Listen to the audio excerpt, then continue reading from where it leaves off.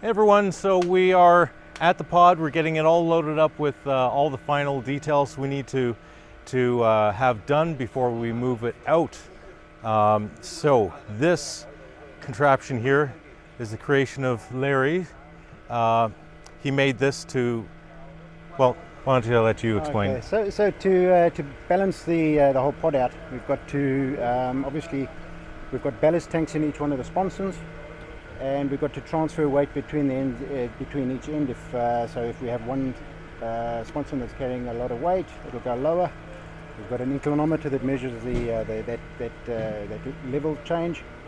It turns the pump on in that lowest tank, and it opens a valve. Comes through a pipe that comes along one of the spars, comes into this ring main. This ring main then distributes the pressure into evenly between all the pipes, and you're able to open another valve electronically which fills up the tank that's the highest. So we're pumping from the lowest tank to the highest tank, and that way we balance it out. When it's level, the inclinometer senses that, and then it turns everything off, and then it goes through a period of time where it reassesses the incline, and if it's level then it stays off, but if it changes again then it turns the system back on. And it'll open. We got a sequence of 13 possibilities that it can go through. Great. And it's all electronically controlled. And we've got a controller that senses this whole thing, so it's all automatic. It just happens without anybody having to do anything. I like that. Automation.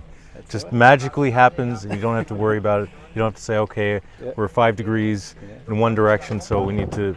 That's just, no one's going to do that. No one wants to do that. No. So that's it. Yeah, and it's happening automatically. You know, we're putting some adjustable parameters in there. You know, we're trying to account for wave. So if there's wave motion, that it won't just try and balance it out in like when there's a bit of a swell coming through. So we've got filters that we can adjust the length of time on. And it'll be an experimental thing to start with, but it'll be great. A work in progress. So if someone walks over to the gazebo area, it might or might not trigger it depending on. Well, yeah, if one or two people walking out to say the gazebo would make it lower on that side, the level sensor would detect it, and then it would pump to the highest side. So it varies. We've been sort of analysing how the pod moves, and it varies. But most of the time, if you're going down on one pod, it comes up on both sides, the other side. So it would, in that case, it would open 2 valves going to the highest 2 sides, turn the lowest pump on, and then turn the valve on, so that it's pumping from the lowest side to both of the high sides. Okay.